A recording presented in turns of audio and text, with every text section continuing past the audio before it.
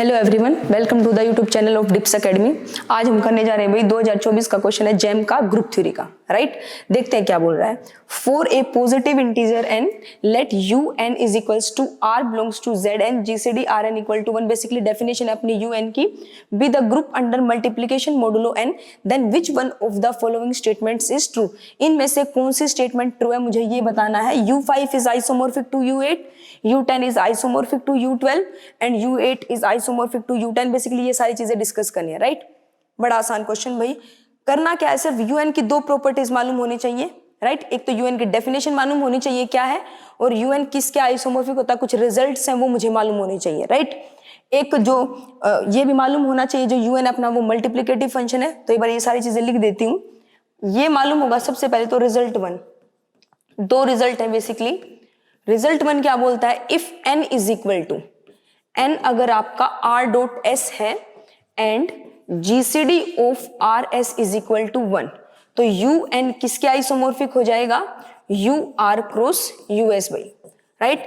Result number 2 क्या बोलता है, रिजल्ट 2 ये बोलता है कि if n is equal to 2 की पावर k और k is greater than equal to 3, अगर ऐसा है then un is isomorphic to z2 cross z2 की पावर k माइनस 2।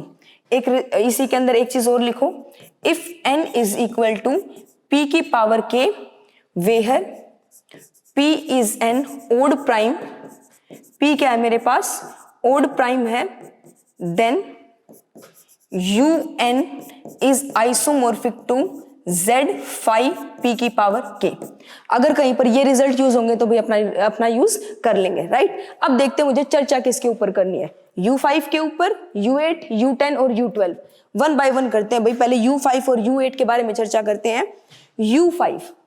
u5 का ऑर्डर कितना होगा मालूम है, 4। कितना होगा u5 का ऑर्डर अपना, 4 होगा ना, राइट। यहां से क्लियरली आपको एक चीज बोले तो 5 और 5 कितना होता है 4। वहां से आपको मालूम है कि u5 किसके आइसोमॉर्फिक होता है भाई, z4 के। u8 किसके आइसोमॉर्फिक होता है अपना, u8 होता है अपना, इसको ऐसे लिख सकते हो u2 क्यूब, और यहां से अभी पीछे फॉर्मूला लिखा, क्या लिख सकते हो इसको, z2 क्रॉस z2 की पावर k माइनस 2। तो ये क्या बन गया हमारे पास, k अपना 3 है तो ये बना z2 क्रॉस z2।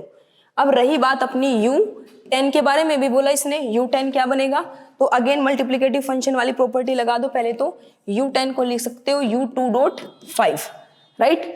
अब इनका जीसीडी क्या है 1, अगेन लिखा जा सकता है u2 क्रॉस u5। क्लियरली ये किसके आइसोमॉर्फिक होगा अपना, z4 के आइसोमॉर्फिक, राइट। अब रही बात एक और रह गया ना हमारा, u12 रह गया हमारे पास। तो u12 क्या होगा भाई, 12 को क्या लिख सकते हो 2 स्क्वायर डॉट 3, तो u2 square dot 3 is isomorphic to, again इनका जीसीडी 1, तो u2 square multiply u3, again ये किसका आइसोमॉर्फिक हो जाएगा भाई, z2 क्रॉस z2। एग्री। अब यहां से देख लेते हैं कौन किसका आइसोमॉर्फिक है, तुरंत क्वेश्चन खत्म हो गया। क्या बोलता है, u5 is isomorphic to u8। क्या u5 मेरा u8 के आइसोमॉर्फिक है, नहीं भाई, ये z4 के आइसोमॉर्फिक, ये मेरा z2 क्रॉस z2। इसके अंदर 4 ऑर्डर का एलिमेंट है ही नहीं। बेसिकली ये साइक्लिक है, ये नॉट साइक्लिक है, किसी भी तरीके से देख लो।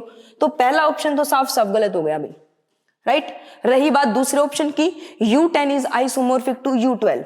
अब u10 और u12 को देखते हैं, अगेन वही बात, ये साइक्लिक है, ये साइक्लिक नहीं है, गलत। दूसरा ऑप्शन भी क्या हुआ भाई, गलत हो गया। u8 is isomorphic to u10। अब ये देखते हैं u8 is isomorphic to u10, ये भी गलत हो गया। अगेन साइक्लिक नॉट साइक्लिक, खत्म बात। तो रही बात लास्ट ऑप्शन की, एग्जाम पॉइंट ऑफ व्यू से देखा जाए तो ये तो देखने की भी आवश्यकता नहीं, 3 ऑप्शन गए, एक बच गया, राइट। वैसे देख लेते हैं u8 is isomorphic to u12। u8 और u12 अपने क्या है, आइसोमॉर्फिक है। ये भी z2 क्रॉस z2 के आइसोमॉर्फिक है, ये भी अपना z2 क्रॉस z2 के आइसोमॉर्फिक है, राइट। तो अपना करेक्ट आंसर क्या आ जाएगा भाई, डी, राइट। तो इसका करेक्ट आंसर क्या हमारे पास, डी। तो इसी के साथ फिर मिलते हैं भाई नेक्स्ट क्वेश्चन के साथ, तब तक बाय बाय।